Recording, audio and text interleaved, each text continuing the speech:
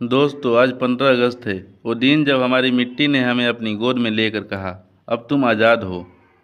लेकिन ये दिन यूं ही नहीं आया। इसके पीछे सदियों का दर्द, जुल्म और कुर्बानियों का समंदर है।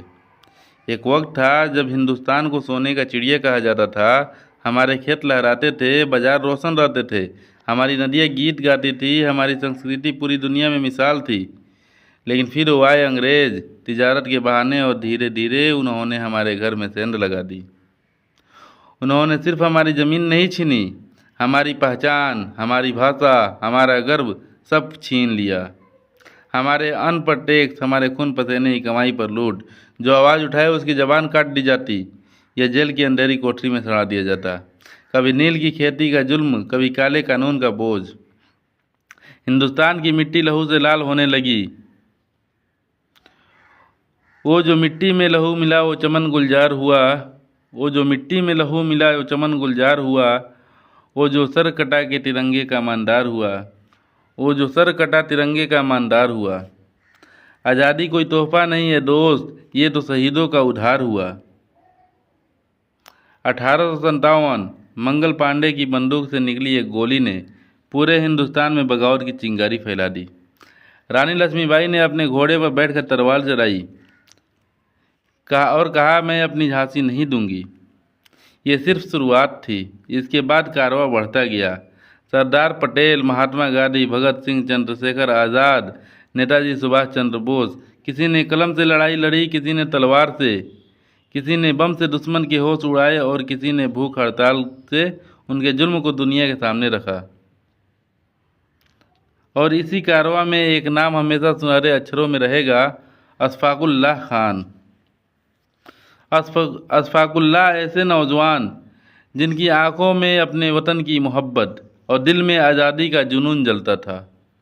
1925 का कोरी कांड, जब अंग्रेजी सरकार की ट्रेन लूटी गई ताकि उस लूटे गए पैसों से क्रांति की आग और तेज हो सके, इस मिशन में अशफाकुल्लाह खान, राम प्रसाद बिस्मिल, राजेंद्र लाहिड़ी, रोशन सिंह सबने हिस्सा लिया। अंग्रेज़ों ने अशफाक को गिरफ्तार किया। उन्हें फांसी की सज़ा सुनाई गई। लेकिन फांसी के तख्त पर चढ़ते हुए उन्होंने कहा, ज़िंदगी और मौत अल्लाह के हाथ में है। वो चाहे तो मुझे बरी कर दे, लेकिन अगर मेरी मौत से मेरे वतन की भलाई है तो मैं 1000 बार फांसी पर झूलने को तैयार हूँ।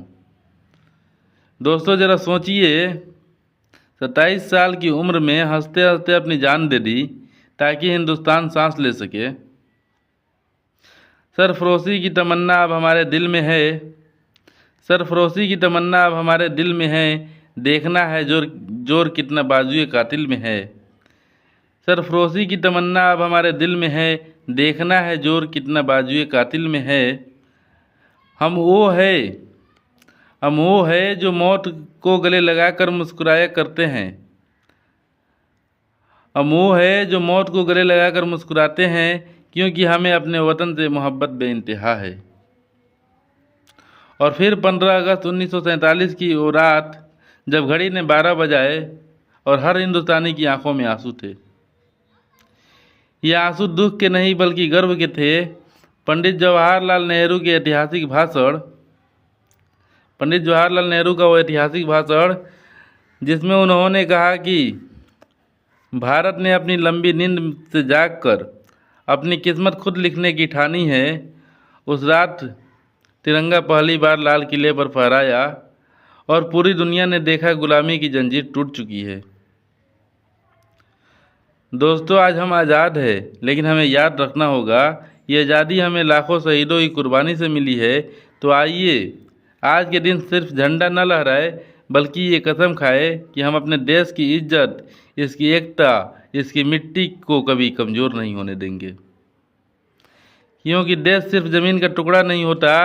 देश वो एहसास है जिसके लिए सिपाही सीमा पर अपनी जान दे देता है और एक किसान खेत में पसीना बहाता है। वतन की खुशबू में लिपटे रहे ये